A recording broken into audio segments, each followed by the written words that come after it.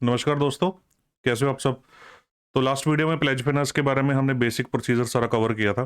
तो आज की वीडियो में हम थोड़ा प्रोसीजरल एस्पेक्ट की तरफ जाएंगे। तो ज़्यादा लेंथी नहीं होगा आज का वीडियो। तो जो इंपॉर्टेंट चीज़ें हैं, जो आपके काम आने वाली चीज़ें हैं, सिर्फ उन्हीं चीज़ों के बारे में हम डिस्कशन करेंगे। बहुत सारी चीज़ें ऐसी हैं जो बैंक टू बैंक पॉलिसीज़ के ऊपर डिपेंडेड करती हैं। तो जहाँ पे भी आप काम करने जा रहे हैं, तो वो वहाँ के नेचर के हिसाब से, वहाँ के कल्चर के हिसाब से, वहाँ के रिस्क एपेटाइट के हिसाब से चीज़ें चेंज हो सकती हैं, राइट। तो चलिए शुरू करते हैं। तो आज के वीडियो में हम कुछ चीज़ों को कवर करेंगे। क्या चीज़ें हैं? एक तो हम कोलेटरल सिक्योरिटी के बारे में और मार्जिन रिक्वायरमेंट के बारे में थोड़ा जानने की कोशिश करेंगे। इस प्रोडक्ट में हम जानने की कोशिश करेंगे कि ब्रॉडली कौन कौन से टाइप ऑफ वेयर हाउसेज होते हैं, कोलेटरल मैनेजमेंट एजेंसी क्या होती है, क्या काम होता है उसका, और गुड्स वेरिफिकेशन एजेंसी के बारे में हम जानेंगे। तो ये तीनों चीज़ें इंटरलिंक्ड है। फिर हम जानेंगे इनसाइड मिल प्रेमिसेस के बारे में, दो तीन बातें कि क्या होती हैं और इसका क्या ध्यान रखना चाहिए हमें। और हम जानेंगे फाइनली कि प्लेज फाइनेंस का हमारा ड्राइंग पावर के ऊपर क्या इंपैक्ट पड़ता है, राइट। तो चलिए स्टार्ट करते हैं। तो देखिए, कोलेट्रल एंड मार्जिन रिक्वायरमेंट के बारे में मैं आपको सबसे पहले क्लियर कर दूं कि जो ये प्रोडक्ट है, कॉमोडिटी बेस्ड फाइनेंस बोल लीजिए, वेयर हाउस रिसीट फाइनेंस बोल लीजिए, या प्लेज फाइनेंस बोल लीजिए, इसमें कोई भी प्रॉपर्टी की सिक्योरिटी नहीं ली जाती। कोई भी प्रॉपर्टी एज अ सिक्योरिटी आपके पास इस प्रोडक्ट में नहीं आएगी। इसमें खाली और खाली जो स्टॉक वेयर हाउस में स्टोर किया गया है, सिर्फ उसी स्टॉक की आपके पास सिक्योरिटी आती है। समझ गए आप इस चीज को। और जो अक्रॉस बैंकिंग सेक्टर मैंने एवरेज एक स्टैंडर्ड देखा है कि प्रमोटर का मार्जिन 25 से 35% का इस प्रोडक्ट के अंदर लिया जाता है। यानी कि अगर आपने 100 रुपए का 100 रुपीज का गुड्स को डिपॉजिट किया वेयर हाउस में, उसके ऊपर आपको जो लोन रिलीज किया जाएगा, अगर 25% मार्जिन है तो 75 रुपए का लोन जो है वो आपको रिलीज किया जाएगा। जबकि बैंक का हाइपोथिकेशन कितने रुपए की गुड्स पे होगा? 100 रुपए की। आपको लोन कितना दिया जाएगा? 75 रुपए का लोन दिया जाएगा। इसके पीछे दो रीजंस है। पहला रीजन क्या है कि बैंक चाहता है कि प्रमोटर का खुद का इंटरेस्ट बना रहे गुड्स के अंदर। प्रमोटर को खुद को इंटरेस्ट हो कि भाई 25% मेरा लगा है और 75% बैंक का लगा है। तो कल को गुड्स की संभाल करना, गुड्स को बेचना, तो उसको लालच हो कि मेरे को अपना 25% हिस्सा गंवाना नहीं है। ठीक है, पहला पॉइंट ये। दूसरा पॉइंट होता है गुड्स की प्राइस फ्लक्चुएशन का। गुड्स की प्राइस फ्लक्चुएशन का रिस्क होता है। क्या रिस्क है कि देखिए, मान लीजिए चावल स्टोर किए, चावल गोडाउन में स्टोर किए और आपसे लोन ले लिया। ये मैंने आपको लास्ट वीडियो में क्लियर कर दिया था कि जो ये प्लेज फाइनेंसिंग होती है, माल वेयर हाउस में स्टोर करने के बाद लोन दिया जाता है। कई बार आपके सामने ये क्वेरी आती है कि भाई एक बोरोअर है, वो माल खरीदना चाहता है, उसको खरीद के वेयर हाउस में स्टोर करेगा, तो उसको खरीदने के लिए पैसे चाहिए, उसको सप्लायर को पेमेंट करने के लिए पैसे चाहिए। तो वो फाइनेंसिंग इस प्रोडक्ट में नहीं होती है, उसके लिए नॉर्मल सीसीओडी प्रोडक्ट में जाना पड़ेगा। इस प्रोडक्ट में तो जो गुड्स वेयर हाउस में स्टोर हो चुके हैं उनकी फाइनेंसिंग ही होती है। तो चावल जब गुड्स में स्टोर किए, तो मान लीजिए 1 किलो चावल स्टोर किया, तो उसका 100 रुपये भाव चल रहा था, फॉर एग्जाम्पल कि 100 रुपये किलो रेट चल रहा है चावल का। तो आपको 75 रुपये का लोन जो है वो रिलीज कर दिया गया। 75 रुपये का लोन जो है वो रिलीज कर दिया गया 100 रुपये के चावल के ऊपर। तो चावल के रेट तो कम होते रहते हैं, बढ़ते रहते हैं, कम ज़्यादा होते रहते हैं। कल को मान लीजिए चावल का रेट 150 रुपये हो गया, 150 रुपये किलो हो गया, तो क्या प्रमोटर बोरोअर आपको ये बोले कि भाई 50 रुपये रेट बढ़ गया तो अब मेरे को लोन बढ़ा के दो? तो पहली बात, हमेशा गांठ बांध लीजिए कि कमोडिटी का अगर रेट बढ़ जाए, बढ़ने के ऊपर कोई एडिशनल लोन नहीं दिया जाता। ठीक है। अब दूसरा फैक्टर आ जाता है रिस्क का। अब अगर चावल का रेट, ये मैंने पिछले वीडियो में भी वैसे वो कॉन्सेप्ट बताया था, अगर चावल का रेट 60 रुपये आके गिर गया, तो 60 रुपये गिर गया तो क्या होगा? बहुत बड़ा रिस्क फैक्टर हो गया ना बैंक के लिए। प्रमोटर ने तो 75 रुपये का लोन ले लिया, तो प्रमोटर तो बोलेगा बैंक को कि भाई ले लो भाई चावल आप 60 रुपये के, आपके पास कोई और सिक्योरिटी तो है नहीं, 60 रुपये के चावल ले लो। उसको तो 75 रुपये का लोन मिल गया था, उसका तो टेक्निकली चावल 75 रुपये के ऊपर बिक गया, वो पैसे डुबा सकता है बैंक के। ठीक है। तो ऐसे में इस एडवर्स प्राइस फ्लक्चुएशन को कैटर करने के लिए एक तो ये प्रमोटर मार्जिन का कॉन्सेप्ट इंट्रोड्यूस करता है बैंक। ठीक है। दूसरा, बैंक इंट्रोड्यूस करता है मार्क टू मार्केट मार्जिन या इनिशियल मार्जिन वाला कंसेप्ट। इसमें क्या रहता है कि एक इनिशियल मार्जिन डिसाइड कर लिया जाता है पहले तो। देखिए, ये इनिशियल मार्जिन को या mark to market market margin को इसके साथ लिंक मत कीजिएगा। ये तो जो 25% है ये तो है ही है। इसके अलावा एक अलग मार्जिन का कॉन्सेप्ट चलता है, क्या है होता है वो ध्यान रखिए, ध्यान से देखिए कि इनिशियल मार्जिन, मान लीजिए 5% इनिशियल मार्जिन डिसाइड किया गया। ये बैंक टू बैंक वेरी करती हैं चीजें। 5% इनिशियल मार्जिन डिसाइड किया गया। अगर 100 रुपये का चावल है तो 5 रुपये इनिशियल मार्जिन डिसाइडेड है। इनिशियल मार्जिन, ये मार्जिन का मतलब होता है कि देखिए 25% तो बैंक आपसे ले ही चुका है, मतलब 75 रुपये का लोन तो दे ही चुका है, तो यहां तक तो बैंक सेफ है ही है। तो अगर 5 रुपये का इनिशियल मार्जिन है तो बैंक बोलता है कि अगर चावल का रेट कम होके 95 रुपये पे चला गया तो हम प्रमोटर को कुछ भी नहीं बोलेंगे। बोरोवर, प्रमोटर गलत वर्ड है, बोरोवर को कुछ भी नहीं बोलेंगे, हम चुपचाप बैठे रहेंगे और 5 रुपये तक जितना परसेंटेज इनिशियल मार्जिन है उतने तक हम इसको सहन करेंगे, ठीक है, इसको ऑब्जॉर्व कर लेंगे। अब जैसे ही ये नीचे चला जाएगा, अब मान लीजिए ये 90 रुपये के ऊपर चला गया, 90 रुपीज के ऊपर चला गया, तो हम प्रमोटर से मार्जिन कॉल मंगवाएंगे।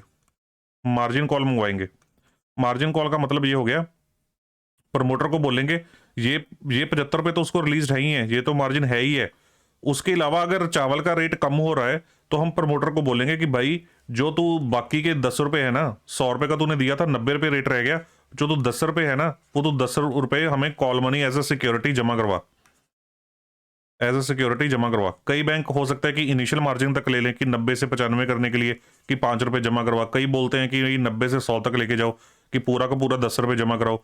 तो ये 10 रुपये कॉल मनी, जिसको मार्क टू मार्केट मार्जिन बोलते हैं, कि आप अपना रेट मार्केट तक लेके आओ, जितना डिफरेंस है आप उतना पैसा हमें जमा करवाओ, क्योंकि कल को अगर रेट ऐसे ही गिरता रहा और अगर आपने हमें पैसा ना दिया तो हम रिस्क पे पड़ जाएंगे। अब ध्यान से देखिए रिस्क क्या होता है। रिस्क ये है कि रेट गिरता चला जा रहा है, 95 था, 90 हो गया, 85 हो गया, 75 रुपये तक तो आप सेफ हैं, 75 रुपये तक तो आपने 75 रुपये तक का लोन दिया हुआ है। जब तक 75 रुपये तक रेट नहीं आता तब तक तो आपको इतनी चिंता नहीं होती, बट फिर भी आप इतना रिस्क फैक्टर लेना नहीं चाहते कि आप 75 रुपये तक रेट गिरने दें। आप एक इनिशियल मार्जिन डिसाइड कर लेते हैं कि उस मार्जिन तक हम प्रमोटर को तंग नहीं करेंगे, बोरोवर को तंग नहीं करेंगे, उसके नीचे हम बोरोवर को कॉल करना शुरू कर देंगे। अब जैसे ही 90 रुपये रेट आया, हालांकि आप 75 तक सेफ है, पर आपको लगा कि यार 90 रुपये रेट आ गया, रेट गिर रहा है, तो यार बोरोवर को कॉल करो कि भाई 90 रुपये रेट आ गया, 100 रुपये का चावल तूने जमा करवाया था खरीद के, इसका रेट 90 रुपये आ गया है और 10 रुपये का घाटा तो तेरे को ऑलरेडी पड़ गया है, 10 रुपये के लॉस पे तू ऑलरेडी है, तो ये 10 रुपये का जो लॉस है ना तू हमें जमा करवा दे अभी as a cash, F cash या एफ डी सिक्योरिटी के तौर पे 10 रुपये हमें अभी जमा करवा, कल को जब रेट ऊपर नीचे होगा तो तू ले लेना वापस, ठीक है। तो 10 रुपये एज अ सिक्योरिटी हमारे पास जमा करवा, 85 रुपीज रेट रह गया, तो हमें 5 रुपये और जमा करवा, 10 रुपये पहले ले लिए थे, 5 रुपये और जमा करवा। तो इस हिसाब से प्रमोटर को जितना लॉस होता रहता है बैंक, उससे उसका पैसा उतना ही जमा करवाता रहता है, ताकि प्रमोटर कल को भागने का रिस्क खत्म हो जाए। इससे क्या होता है कि प्रमोटर से जब ये ऐसे पैसे मांगे जाते हैं लॉस के, तो क्या होता है कि मान लो प्रमोटर ने 85 रुपये पे मना कर दिया, मैं तो नहीं दूंगा जी पैसे, मेरे पास तो है नहीं पैसे, तो बैंक को पता लग गया कि प्रमोटर की नीयत कहीं ना कहीं खराब हो रही है, उसको डर लग रहा है, उसके पास पैसे हैं नहीं करने के लिए, वो नीयत साफ नहीं है प्रमोटर की, तो बैंक टाइमली एक्शन ले सकता है। अभी तो 85 रुपये रेट चल रहा है ना, 85 ही चल रहा है, अभी नियत का पता चल गया, प्रमोटर की नोटिस भेजे, 15-20 दिन प्रोसीजरल अपना पूरा किया, नहीं जमा कराए उसने पैसे बोरोवर ने, तो बैंक को नियत का साफ हो गया। अभी तो 85 रुपये रेट था ना, 75 रुपये का ही लोन दिया हुआ था, तो बैंक अभी भी उसके ऊपर अपना कब्जा करके लियन करके उसको चावल को बेच सकता है, ठीक है। कहाँ अगर हम बैंक लेट जागे, बैंक 70, अगर मान लीजिए 70 रुपये रेट आ गया, तो बैंक वहां पे जाके जागे कि नहीं भाई अब सेल करते हैं चावल, तो बैंक को नुकसान हो जाएगा ना, 75 रुपये का लोन दिया, फिर ब्याज भी मरा, फिर ये 70 रुपये का, ये भी 70 रुपये का बेचा चावल। तो इस वजह से mark to market margin timely bank को हेल्प करता है आइडेंटिफाई करने के लिए कि भाई कोई बैंक किसी भी तरीके के लॉस पे ना जाए, और प्रमोटर की जो इन्वॉल्वमेंट है, बोरोवर की जो इन्वॉल्वमेंट है वो बनी रहे। स्टॉक इंश्योरेंस बोरोवर को करवाना मैंडेटरी रहता है। देखिए स्टॉक ही तो एसेट है जो हाइपोथेकेटेड है बैंक के पास, और ये अनाज का, फूड आइटम्स का स्टॉक है जो पेरिशेबल नेचर का भी होता है, हाफ पेरिशेबल नेचर का भी होता है, तो खराब भी हो सकता है, डिस्ट्रॉय भी हो सकता है, फायर से चोरी भी हो सकता है, कुछ भी हो सकता है। तो इस सिनेरियो में स्टॉक इंश्योरेंस अगर नहीं होगा तो बहुत बड़ा नुकसान हो जाएगा बैंक को, तो स्टॉक इंश्योरेंस करवाना इस प्रोडक्ट में मैंडेटरी रहता है। समझ गए इस चीज को। अब हम बात करते हैं आज के सबसे इंपॉर्टेंट टॉपिक की, टाइप ऑफ वेयर हाउसेस। सबसे पहले जान लीजिए, मैंने आपको लास्ट वीडियो में भी समझाया था कि जो भी वेयर हाउस में, देखिए दो चीजों के ऊपर ही गेम घूमती है सारी इस फाइनेंसिंग की, जो मैंने आपको पिछले वीडियो में भी बताया था कि एक वेयर हाउस की क्वालिटी के ऊपर और दूसरा गुड्स के ऊपर कि गुड्स किस क्वालिटी की है, ठीक है। तो इन दोनों चीजों के ऊपर ही सारी गेम घूमती है। तो गुड्स की क्वालिटी कैसी है या गुड्स के ऊपर बैंक का रिस्क कैसा है, बैंक चावल को अच्छा मानता है नहीं मानता, कोई और दालों को अच्छा मानता है नहीं मानता, कॉटन को अच्छा मानता है नहीं मानता, तो ये bank to bank risk appetite के हिसाब से चीज़ें डिफरेंट हो सकती हैं। तो टाइप ऑफ वेयर हाउसेस, अब वेयर हाउसेस के हिसाब से भी बैंक का लोन देने का कंफर्ट चेंज हो जाता है और प्रोसीजरल एक्सपेक्टेड चेंज हो जाता है। कितनी तरह के वेयर हाउसेस होते हैं ब्रॉडली इस डेफिनेशन में ये वाले वेयर हाउसेस हैं, और भी हो सकते हैं, ठीक है, बट मैंने मेन जो मेजरली बैंकिंग इंडस्ट्री में अक्रॉस माने जाते हैं, आइडेंटिफाई किए जाते हैं, उनके बारे में बात की है। तो जो भी वेयर हाउस में गुड्स स्टोर करेगा बोरोवर, वो वेयर हाउस बैंक के पास एम्पैनल्ड होना चाहिए। ये एम्पैनलमेंट कराना वेयर हाउस की ये वन टाइम एक्टिविटी होती है। अगर एम्पैनल्ड होता है वेयर हाउस तो बैंक को उस वेयर हाउस के तामझाम के बारे में, उसके कार्यकर्ताओं के बारे में, उसकी प्रोसीजरल एस्पेक्ट के बारे में, उसकी क्वालिटी के बारे में पता रहता है, ठीक है, क्योंकि बैंक वेयर हाउस को अपने नॉर्म्स के हिसाब से वेरीफाई करके ही एम्पैनल करता है, ठीक है, अदरवाइज बैंक रिजेक्ट भी कर सकता है। तो वो वेयर हाउस बैंक के पास एम्पैनल्ड होना चाहिए। तो मान लीजिए आप किसी बोरोवर ने लोन के लिए अप्लाई किया, तो वो जो वेयर हाउस है वो एम्पैनल्ड है या नहीं है आपको नहीं पता, तो आप पहले तो अपनी जो भी आपके बैंक की सेंट्रल टीम है, तो जो सेंट्रल टीम ये सारा प्रोसीजरल एस्पेक्ट देखती है, तो उसको कांटेक्ट करके ये चेक करवाइए कि ये वेयर हाउस एम्पैनल्ड है या नहीं है। अगर वो एम्पैनल्ड नहीं है तो आप उसका प्रोसेस इनिशिएट करवाइए कि इसको एम्पैनलमेंट करवाना। ये मैं स्टैंडर्ड प्रोसीजर बता रहा हूँ जो बैंकों में चलता है। अगर आपके बैंक में ये पॉलिसी है कि एम्पैनलमेंट होना जरूरी नहीं है, तो फिर आप उसके हिसाब से चल लीजिए, ठीक है। हो सकता है कि वो आपका बैंक बोले कि ये WDRA या गवर्नमेंट वेयर हाउस कोई होगा तो उसको एम्पैनलमेंट करवाने की जरूरत नहीं है। तो वो डिफरेंट बैंक की डिफरेंट कॉल के तरीके हो सकते हैं, पॉलिसीज हो सकती है। तो जिस बैंक में भी काम कर रहे हैं उसके हिसाब से चलिए। तो मैं आपको एक स्टैंडर्ड प्रोसीजर बता रहा हूँ जो बैंकों में चलता है। तो वो एम्पैनलमेंट करवा लेनी है, ठीक है। एम्पैनलमेंट 2-4 दिन का काम होता है, तो वो एम्पैनलमेंट हो जाती है। मीनवाइल आप अपना केस एसेस करते रहिए, मीनवाइल सेंट्रल टीम अपना एम्पैनलमेंट का प्रोसीजर कंप्लीट करेगी, ठीक है। अगर उन्होंने एम्पैनलमेंट के लिए ओके कर दिया तो आपका केस में पॉइंट ओके हो जाएगा। अगर उन्होंने बोल दिया कि भाई हम तो एम्पैनलमेंट नहीं करेंगे, ये तो वेयर हाउस क्वालिटी वाला है नहीं, बेकार वेयर हाउस है, तो फिर आपका केस मना हो जाएगा। तो फिर आप बोरोर को बोलिए कि आप किसी और वेयर हाउस में स्टोर कराइए गुड्स, ठीक है। तो चलिए, अब जो वेयर हाउसेज होते हैं, वेयर हाउसेज जो गोडाउन्स होते हैं बड़े बड़े, ये अलग अलग वैरायटीज के हो सकते हैं। सबसे प्राइम, सबसे प्रीमियम, सबसे अच्छी जो वैरायटी है वो होती है WDRA registered warehouses. WDRA मतलब होता है warehouse development regulatory authority. ये एक तरह का RBI है बैंक्स का, ये वेयर हाउसेज का RBI है, ये वेयर हाउसेज का RBI है। कौन? Warehouse development regulatory authority.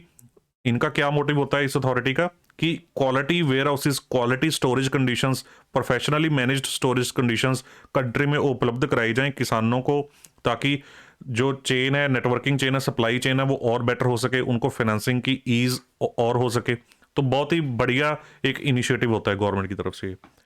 तो जो WRA होता है एक तरह का लाइसेंस है, एक तरह की रजिस्ट्रेशन है कि warehouse development regulatory authority के अंडर हमारा वेयर हाउस रजिस्टर्ड है, उसका एक सर्टिफिकेट होता है। तो आप सर्टिफिकेट डिमांड कर सकते हैं अगर आपका बोरोवर कहता है कि मैंने WDRA में अपना वेयर हाउस करवाया, गुड्स स्टोर करवाई हैं। तो इस वेयर हाउस में सारे वेयर हाउस इसमें अप्लाई कर सकते हैं रजिस्ट्रेशन के लिए। अगर आपका कोई वेयर हाउस है, ठीक है, एक सही जगह पे लोकेटेड है, तो वो वेयर हाउस अगर इनके सारे नॉर्म्स को सेटिस्फाई करता है, बड़े सॉलिड नॉर्म्स होते हैं इनके, बड़े सख्त नॉर्म्स होते हैं, अगर उनको ये सारा क्वालिफाई करता है वेयर हाउस, तो इसको WDRA का रजिस्ट्रेशन सर्टिफिकेट मिल जाता है। तो कोई भी अप्लाई कर सकता है। तो WDRA एक रजिस्ट्रेशन अथॉरिटी है, एक मॉनिटरिंग अथॉरिटी है वेयर हाउसेस के वर्किंग के ऊपर, वेयर हाउस के ऑपरेशंस के ऊपर। तो ये जरूरी नहीं है कि ये गवर्नमेंट का ही वेयर हाउस होगा। अगर आपने एक प्राइवेट बंदे ने WDRA के अंदर अपना वेयर हाउस रजिस्टर्ड करा लिया, तो वेयर हाउस तो आपका ही है, तो पर आपके ऊपर एक सुपरविजन हो जाती है, एक कंट्रोल हो जाता है, एक पॉलिसीज के ऊपर आपकी कंट्रोल हो जाता है WDRA का, जैसे RBI का कंट्रोल होता है बैंक्स के ऊपर, ठीक है। तो WDRA वेयर हाउस होने का मतलब ये नहीं है कि आपका वेयर हाउस एक गवर्नमेंट वेयर हाउस है, ठीक है। तो आपका warehouse private warehouse ही है, बट WDRA के रूल्स के अंडर है वो, ठीक है। तो WDRA के अंदर आपका प्राइवेट वेयर हाउस भी रजिस्टर्ड हो सकता है, इवन गवर्नमेंट के वेयर हाउस भी WDRA के लाइसेंस्ड हो सकते हैं। तो WDRA के जो वेयर हाउस है वो मे और may not be owned by the government. ये जरूरी नहीं है कि गवर्नमेंट के वेयर हाउसेस ही WDRA वेयर हाउसेस होते हैं, प्राइवेट बंदों के भी हो सकते हैं, गवर्नमेंट के भी हो सकते हैं, प्राइवेट बंदों के भी हो सकते हैं, ठीक है। WDRA की खास बात यह है कि ये इलेक्ट्रॉनिक रसीद इशू करता है। जो वेयर हाउस रसीद मैंने आपको पिछले वीडियो में समझाया था ना, कि जिसमें सारी गुड्स की डिटेल, क्वालिटी, क्वांटिटी सब कुछ कैप्चर होती है, लाइसेंस नंबर सारा कैप्चर होता है। बाकी वेयर हाउसेस क्या होते हैं, जो नीचे वाले हैं सारे फिजिकल रसीद इशू करते हैं, जो फिजिकल पर्ची देते हैं। जो ये वाले वेयर हाउस हैं ये इलेक्ट्रॉनिक रसीद आपको देते हैं, और ये इलेक्ट्रॉनिक रसीद नेगोशिएबल होती है, ट्रांसफरेबल होती है। बाकी सारे वेयर हाउसेस की जो रसीद है वो नॉन नेगोशिएबल नेचर की होती है, और ये रसीद जो है वो आप NCDX पे वो जो कमोडिटी के ऊपर होते हैं ना, तो वहां पे आप इसको ट्रेड भी कर सकते हैं आसानी से।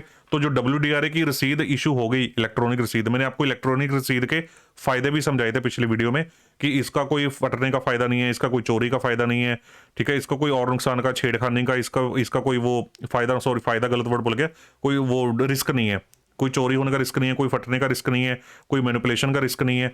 तो जो भी रसीद इशू की जाएगी, जिसके ऊपर बैंक ने लोन दिया है, जिस गुड्स के ऊपर, उस रसीद के ऊपर बैंक की लियन मार्किंग हो जाएगी, ऑनलाइन लियन मार्किंग हो जाएगी बैंक की, ठीक है। फिजिकल रसीद में फिजिकल हैंड रिटन लियन मार्किंग होती है बैंक की, ठीक है। तो ये सेफर साइड पे रहती है, ठीक है।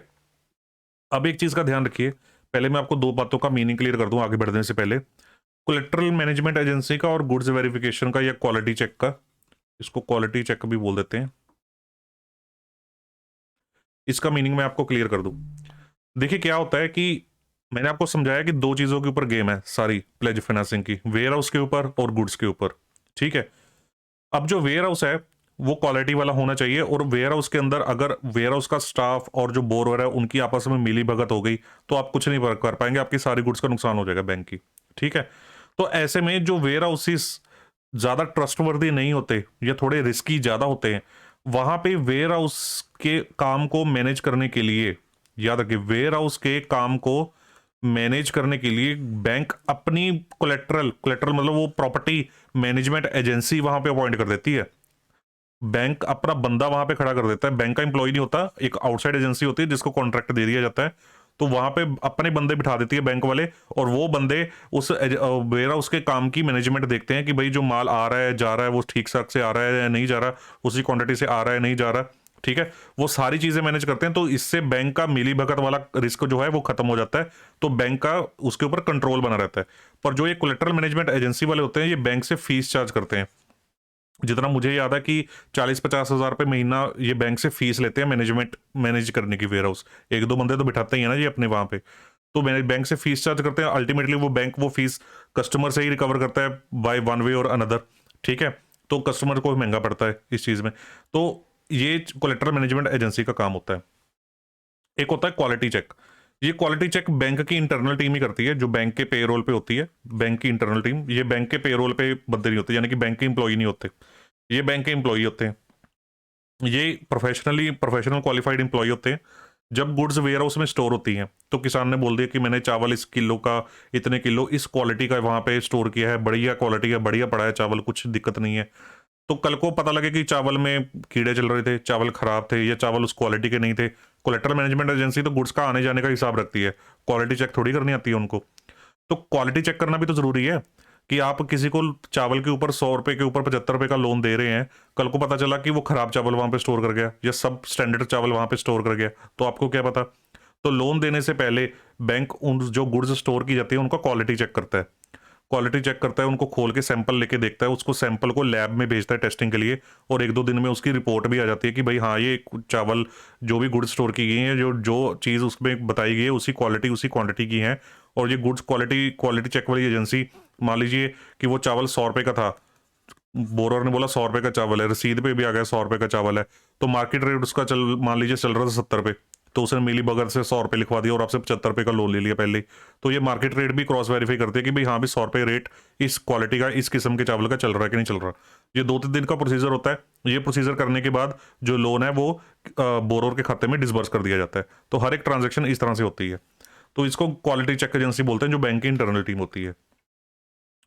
जो ये WDRA रजिस्टर्ड वेयर हाउसेज होते हैं ना, WDRA रजिस्टर्ड वेयर हाउसेज में रूल्स इतने सख्त होते हैं, इनकी क्वालिटी इतनी सख्त होती है, इसके अंदर इनका जो स्टाफ बैठा होता है, इस वेयर हाउस वाले बंदों का जो स्टाफ वहां पे बैठा होता है वो बहुत प्रोफेशनल और वेल मैनेज स्टाफ होता है। तो बैंक को यहाँ पे सेपरेट कोई कोलेट्रल मैनेजमेंट एजेंसी बिठाने की जरूरत नहीं पड़ती। समझ गए इस चीज को। Obviously WDRA registered warehouse जो इतना क्वालिटी मेंटेन करते हैं, इतना प्रीमियम चीज अपना काम करके चलते हैं, वहां पे गुड्स स्टोर करने का बोरोर को खर्चा भी ज्यादा पड़ता होगा, वो अपने चार्जेस भी तो ज्यादा लेते होंगे ना बोरोर से कि आपने माल यहाँ पे स्टोर करना है हमारे वेयर हाउस में, तो आप फीस भी हमें ज्यादा दो स्टोर करने की। वो तो चलो खैर उनकी आपस की बात है, पर बैंक को इसमें कोई कोलेट्रल मैनेजमेंट एजेंसी अपॉइंट करने की जरूरत नहीं पड़ती। ये गुड्स की क्वालिटी को भी चेक कर लेते हैं, तो इनको कोई बैंक को ऑन क्वालिटी चेक भी यहाँ पे लाने की जरूरत मोस्टली नहीं पड़ती, ठीक है। तो ये WDRA रजिस्टर्ड वेयर हाउसेज का फायदा हो जाता है बैंक को, और टैट भी जल्दी हो जाता है। क्योंकि कोलेटरल मैनेजमेंट एजेंसी नहीं है, क्वालिटी चेक नहीं है, तो बैंक लोन भी जल्दी डिसबर्स कर देता है सिर्फ रसीद आने पे ही, ठीक है ना। तो ट्रस्ट हो जाता है इसके ऊपर, बेसिकली ये ट्रस्ट का गेम है सारा। तो government WDRA registered warehouses को प्रमोट करना चाहते हैं कि और लोग ज्यादा से ज्यादा रजिस्ट्रेशन कराएं। तो जितना मैंने सुना है कि 2025 तक इसके अंदर रजिस्ट्रेशन की फीस को भी वेव किया गया है, ताकि मोर जितनी ज्यादा हो सके उतनी ज्यादा एप्लीकेशंस आए WDRA के अंदर रजिस्टर्ड करवाने के लिए, समझ गए। अब चलते हैं second type government warehouses की। तो गवर्नमेंट वेयर हाउसेज स्टेट के हो सकते हैं या सेंट्रल के हो सकते हैं। जो स्टेट के होते हैं वो स्टेट वेयर हाउसिंग कॉर्पोरेशन देखती है, जो सेंट्रल के होते हैं वो सेंट्रल वेयर हाउसिंग कॉर्पोरेशन देखती है, ठीक है। तो इसमें भी गवर्नमेंट का कंट्रोल रहता है, गवर्नमेंट की खुद की गुड्स भी स्टोर रहती हैं, तो गवर्नमेंट के बंदे यहाँ पे बिठाए होते हैं, प्रॉपरली पेड बंदे होते हैं। तो यहाँ पे भी कोई कोलेटरल मैनेजमेंट एजेंसी अपॉइंट करने की जरूरत नहीं पड़ती, और कोई क्वालिटी चेक भी यूजली इसमें करने की जरूरत नहीं पड़ती, क्योंकि गवर्नमेंट का पूरा सेट क्राइटेरिया होता है और उसके हिसाब से ही चीज़ों को स्टोर किया जाता है, अपने ही इनके नॉर्म्स होते हैं इंटरनल। तो सेपरेट चेकिंग की, सेपरेट आइडेंटिफिकेशन की जरूरत नहीं पड़ती। तो ये स्टैंडर्ड नॉर्म मैं आपको सारे बता रहा हूँ। आपके कोई बैंक में कुछ एक्सेप्शन फुल होती है तो एक अलग बात है। तो ये ओन्ड बाय गवर्नमेंट होते हैं, तो ऑब्वियसली ये गवर्नमेंट वेयर हाउसेस को मैंने इस कैटेगरी से इसलिए अलग रखा है क्योंकि ये WDRA के अंडर रजिस्टर्ड नहीं है। हो सकता है कि ये रजिस्टर करवा लें WDRA के अंदर, फिर तो ये इस कैटेगरी में चले जाएंगे, ठीक है। अगर इन्होंने रजिस्टर नहीं करवाया तो ये इस कैटेगरी में रहेंगे, ठीक है। तो यहाँ पे भी एजेंसी और क्वालिटी चेक का वेवर हो जाता है। ये फिजिकल रसीद इशू करते हैं, वो मैंने आपको ऑलरेडी बताया, और वो नॉन नेगोशिएबल होती है। आगे आ जाते हैं professionally managed warehouses. Professionally managed warehouses ये होते हैं कि कॉर्पोरेट्स, कोई बड़ा नाम, कोई बड़ा ग्रुप उन वेयर हाउसेज को बनाता है, वेयर हाउसिंग का काम करता है, वेयर हाउस को बना के उनको मैनेज करता है। तो ये owned and managed by professional organisations होते हैं, जैसे Origo, Sonlal group, go green, NBHC। तो ऐसे कुछ ग्रुप्स के एग्जांपल्स आपको मैंने बताए हैं जो वेयर हाउसिंग का काम करते हैं, वेयर हाउस बनाते हैं, उनको प्रोफेशनली मैनेज करते हैं, लोग उसमें गुड्स स्टोर करते हैं, ये उस गुड्स की स्टोरेज की फीस चार्ज करते हैं, उससे पैसे कमाते हैं। तो ये इनका धंधा चलता है इस तरीके से, ठीक है। तो इसमें क्या रहता है कि देखिए, बड़ी सारी प्रोफेशनल ऑर्गेनाइजेशंस प्रोफेशनली मैनेज्ड करती हैं वेयर हाउसेस को। अब बैंक सारे प्रोफेशनल मैनेज्ड वेयर हाउसेस के साथ काम करते हैं। अब एक बैंक है, मान लीजिए एक्सिस बैंक है, फॉर एग्जांपल एक्सिस बैंक है, तो एक्सिस बैंक ओरिगो के साथ या गो ग्रीन के साथ काम कर रहा है। उसने एक वेयर हाउस देखा हुआ है गो ग्रीन का, मतलब गो ग्रीन के वेयर हाउसेस के साथ उसने काम किया, 5-7 साल से काम कर रहा है एक्सिस बैंक गो ग्रीन के वेयर हाउसेस के साथ, और उसको 1% भी कभी दिक्कत नहीं आने दी गो ग्रीन ने। एग्जाम्पल के तौर पर ले रहा हूँ, कोई दिक्कत नहीं आने दी, बहुत बढ़िया काम करते हैं, बहुत, कभी 1% का हेरा फेरी नहीं हुआ, कभी ऊपर नीचे नहीं हुआ, कुछ ऊंच नीचे नहीं हुआ, सब कुछ हुआ, ठीक है। तो कई बार प्रोफेशनली मैनेज्ड वेयर हाउसेज में बैंक्स अपनी इंटरनल पॉलिसीज बना लेते हैं कि भाई अगर इस ग्रुप का मैनेज्ड वेयर हाउस है तो उसमें हम कोई क्वालिटी चेक नहीं करेंगे, ठीक है। CM एजेंसी तो यहाँ पे पॉइंट करने की इतनी जरूरत पड़ती नहीं है, क्योंकि ये प्रोफेशनली मैनेज्ड वेयर हाउसेज है ऑब्वियसली। तो क्वालिटी चेक करने की यहाँ पे जरूरत नहीं है, क्योंकि ये बहुत ही बढ़िया ट्रैक रिकॉर्ड है इस एजेंसी का, ठीक है। तो क्वालिटी चेक यहाँ पे रिमूव हो सकता है basis the past experience and vintage with the corporate या जो भी प्रोफेशनल ऑर्गेनाइजेशन जो इसको मैनेज कर रही है, ठीक है। तो ये प्रोफेशनली मैनेज्ड वेयर हाउसेज हो गए। अब होते हैं एक प्राइवेट लाइसेंस्ड वेयर हाउसेज, जो बिग ट्रेडर्स हैं, मैन्युफैक्चरर्स हैं, बड़े बड़े लोग हैं, वो कहते हैं हमें पैसे की क्या कमी है, हम अपना माल अपने खुद ही स्टोर करेंगे, अपना वेयर हाउस बनाएंगे।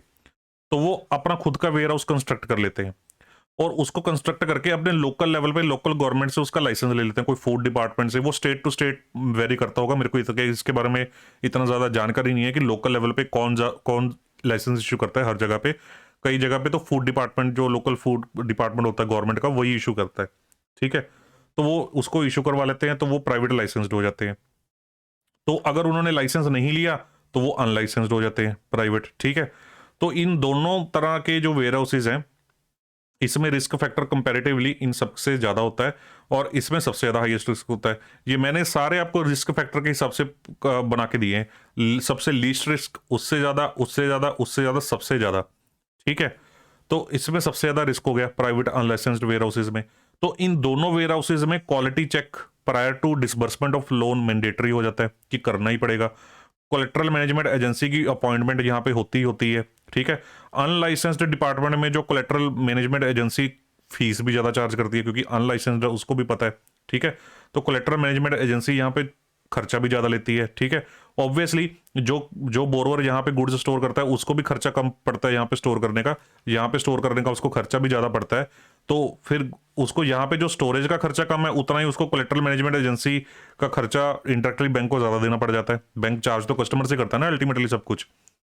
तो वेयर हाउस रसीद यहाँ पे इशू नहीं की जाती, क्योंकि वेयर हाउस रसीद इशू करने के लिए आपके पास लाइसेंस होना जरूरी है। तो यहाँ पे अनलाइसेंस होता है, तो यहाँ पे रसीद तो वही होती है, बस उसको वेयर हाउस रसीट नाम नहीं देते, उसको स्टोरेज रसीट नाम दे देते हैं, जो कोई और नाम दे देते होंगे जो भी लोकल लेवल पे चलता होगा। ठीक है, तो जो एक क्वालिटी चेक या सीएम एजेंसी के चार्जेस बैंक पे कर देता है, अल्टीमेटली रिकवर क्लाइंट से करता है, ये मैंने आपको ऑलरेडी बता दिया। तो इस तरह के वेयर हाउसेज होते हैं और इस तरह का उनके अंदर रिस्क फैक्टर डिवाइड हो जाता है। तो आप जब भी काम कर रहे हैं तो आपकी सारी गेम इसके ऊपर ही रहती है कि भाई कौन सी तरह का वेयर हाउस में आप गुड्स स्टोर करने जा रहे हैं। अब इन तीनों के अलावा इन दोनों में एक पॉइंट और भी है। क्या है वो पॉइंट? वो है इनसाइड मिल प्रेमिसेस का पॉइंट। देखिए जो WDRA, देखिए मान लीजिए ये आपकी सिटी है, ये आपका शहर है, मान लीजिए लुधियाना शहर है, इसमें आपकी ये बोरोर की फैक्ट्री है, बोरोर की फैक्ट्री है। अब जो ये WDRA के वेयर हाउसेज होते हैं, ये मान लीजिए बैंक है,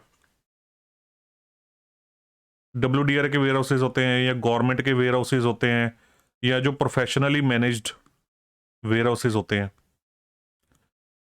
अब ये वेयर हाउस कहाँ खोलेंगे? ये वेयर हाउस इसकी फैक्ट्री के अंदर तो नहीं खोलेंगे, बैंक के अंदर तो नहीं खोलेंगे, ये बाहर किसी इंडिपेंडेंट जगह पे ही खोलेंगे ना, जिसके ऊपर किसी को सबको एक्सेस हो सकता है, कोई भी आ सकता है, बैंक भी आ सकता है, प्राइवेट बंदा भी आ सकता है, कहीं पे भी खोलेंगे ये। पर जो प्राइवेट लाइसेंस्ड या प्राइवेट अनलाइसेंस्ड वेयर हाउसेज होते हैं इसके, यानी कि जो ये बड़ा फैक्ट्री ओनर है जिसने वेयर हाउस बनाया है, तो ये हो सकता है कि ये वेयर हाउस एक अलग इंडिपेंडेंट जगह पे भी बनाए, अपना लाइसेंस्ड या अनलाइसेंस्ड इंडिपेंडेंट जगह पे बनाए। ठीक है, तो वो तो हो गया आउटसाइड मिल प्रेमिसेस, तो उसमें तो सारे नॉर्म्स जो यहाँ पे हमने डिस्कस किए वही लगेंगे। पर कई बार ऐसा भी होता है कि फैक्ट्री वाले ने अपना वो लाइसेंस या unlicensed warehouse, usually unlicensed ही, अपनी फैक्ट्री के अंदर ही बनाया होता है। अब फैक्ट्री के अंदर बना दिया तो कल को बैंक को वेरीफाई करने जाना है रात को 12 बजे, तो अंदर तो घुसने देगा ही नहीं कोई। ठीक है, और अंदर यहाँ पे अंदर अपना ही बंदा बिठा के जो मर्जी मिली भगत करी जाए ये। तो जो इनसाइड मिल प्रेमिसेस में, जो इनसाइड मिल प्रेमिसेस मतलब फैक्ट्री के अंदर ही वेयर हाउस बना हुआ है, तो रिस्क फैक्टर बहुत ही ज्यादा हो जाता है। कई बैंक तो शायद फंडिंग करना भी अवॉइड करते हैं इनसाइड मिल प्रेमिसेस वाले वेयर हाउसेस को। ठीक है, बट खैर अगर इनसाइड मिल वाला वेयर हाउस है तो आपको पता ही है कि क्वालिटी चेक और कोलेटरल मैनेजमेंट एजेंसी बैंक की अपॉइंट होगी उसके अंदर। ठीक है, तो इसमें चैलेंजेस एक और क्या रहते हैं? देखिए मान लीजिए ये फैक्ट्री वाला है, अगर इस फैक्ट्री वाले ने आपके ही बैंक से, जिसके पास ये प्लेज फंडिंग लेने आ रहा है, उसी से ही आपकी अपनी वर्किंग कैपिटल फाइनेंसिंग करवाई हुई है, सीसी लिमिट वगैरह अपनी यहीं से फाइनेंस्ड है, सेम बैंक से ही फाइनेंस्ड है, यानी कि आपका एग्जिस्टिंग कस्टमर ही है। ठीक है, फिर तो आपको कोई दिक्कत नहीं, क्योंकि जो गुड्स यहाँ पे स्टोर्ड है इस वेयर हाउस में, उसके ऊपर सारा चार्ज आपके पास ऑलरेडी था। ठीक है, बट अगर ये इनसाइड मिल प्रेमिसेस है और ये फैक्ट्री ओनर ने जो अपनी वर्किंग कैपिटल फाइनेंसिंग ले रखी है वो किसी और बैंक से ले रखी है, किसी और बैंक से ले रखी है, और आपके पास आ गया वो प्लेज फंडिंग के लिए। प्लेज फंडिंग भी कौन सी? जो वेयर हाउस में माल स्टोर किया है उसकी, और वेयर हाउस भी कहाँ है? फैक्ट्री के अंदर, और फैक्ट्री के अंदर जो भी स्टॉक रहता है उसके ऊपर किसका चार्ज होता है? जो वर्किंग कैपिटल फाइनेंसर होता है उसका चार्ज होता है। पर आप वो वर्किंग कैपिटल फाइनेंसर हो नहीं, आप दूसरे बैंक को, आपके पास प्लेज फंडिंग के लिए है। तो ऐसे में अगर कस्टमर किसी और बैंक का है, इनसाइड मिल प्रेमिसेस है, तो आपको मैंडेटरली जो अदर बैंक है उसका एनओसी लेना पड़ेगा फंडिंग करने से पहले अपनी, कि भाई उनको कोई ऑब्जेक्शन नहीं है कि आप इस वेयर हाउस में जो माल स्टोर हो रहा है उसके ऊपर फंडिंग करने जा रहे हो, तो उसको इसके ऊपर कोई ऑब्जेक्शन नहीं है, उसकी एनओसी आपको लेनी चाहिए। रेस्ट आप अपने बैंक की इंटरनल पॉलिसी को चेक कीजिए प्लीज। अब आ जाते हैं आज के लास्ट पॉइंट के ऊपर, इंपैक्ट ऑन ड्रॉइंग पावर। देखिए सीबीएफ जो होता है, सीबीएफ आपका एक वर्किंग कैपिटल फाइनेंस है, आपकी स्टॉक की फाइनेंसिंग को हेल्प करता है। अगर आप ड्राइंग पावर जब आप बनाते हैं, ड्राइंग पावर में आप स्टॉक डेटर्स एंड क्रेडिटर्स को शो करते हैं, तो अगर आपने स्टॉक में वो वाला स्टॉक भी शो कर दिया जिसके ऊपर आपने ये प्लेज फाइनेंसिंग ले रखी है, उसको भी इसमें इंक्लूड कर दिया, तो आप इसके ऊपर ड्राइंग पावर बनाएंगे और उसके ऊपर आप सीसी लिमिट ले लेंगे। यानी कि आप सेम स्टॉक पे प्लेज फाइनेंस भी ले रहे हैं, सेम स्टॉक पे आप सीसी लिमिट भी ले रहे हैं, एक ही स्टॉक को आप दो बारी फाइनेंस करवा रहे हैं, तो ये तो गलत चीज है ना। तो डबल फाइनेंसिंग नहीं होनी चाहिए। या तो आप इस स्टॉक को अपनी सीसी की कैलकुलेशन से निकाल दीजिए, जो जो स्टॉक आपने प्लेज फाइनेंसिंग से फाइनेंस कर रखा है उस स्टॉक को यहां से बाहर कर दीजिए, यहां से माइनस कर दीजिए, या फिर स्टॉक टोटल दिखाइए और जो आपकी ड्राइंग पावर आती है उसमें सीबीएफ की जो यूटिलाइजेशन है, जितनी लिमिट आपने यूज की हुई है उसकी यूटिलाइजेशन को माइनस कर दीजिए। तो इधर वे दोनों में से कोई भी चीज आप यूज कर सकते हैं। तो कहने का नटशल में मतलब ये हो गया कि जो सीबीएफ के अंदर प्लेज के अंदर जो आपका स्टॉक फाइनेंस्ड होगा उसके ऊपर आपको सेपरेटली ड्राइंग पावर में उसको इंक्लूड नहीं किया जाएगा। या तो स्टॉक को हटा दो ड्राइंग स्टॉक के डाटा में से, या सीबीएफ की जो यूटिलाइजेशन है उसको ड्राइंग पावर में से लेस कर दो। ठीक है, तो आई होप आपने एंजॉय किया होगा। तो मैंने आज आपको कोई असेसमेंट नहीं बताया फ्लेज फंडिंग का, असेसमेंट मैंने जानबूझ के नहीं बताया क्योंकि डिफरेंट बैंक के अंदर डिफरेंट नॉर्म्स हो सकते हैं असेसमेंट करने के, प्लेज फाइनेंसिंग के। असेसमेंट का मतलब एलिजिबिलिटी निकालने के कि कितनी अमाउंट की प्लेज फाइनेंसिंग हम किसी कस्टमर को दे सकते हैं। साइकिल बेस्ड होता है यूजली रॉ मटेरियल के ऊपर। तो वो आप अपने अपने बैंक में चेक कीजिए कि किस मेथड को वो यूज़ कर रहे हैं उसका काम करने के लिए। तो रेस्ट अगर आपको कोई क्वेरी है तो मेरे को कमेंट बॉक्स में ज़रूर डालें, मैं उसको ट्राई करूंगा अपने बेस्ट एफर्ट बेसिस पे रिजॉल्व करने की। बाकी नेक्स्ट वीडियो में नेक्स्ट टॉपिक के साथ मिलेंगे। Thank you very much.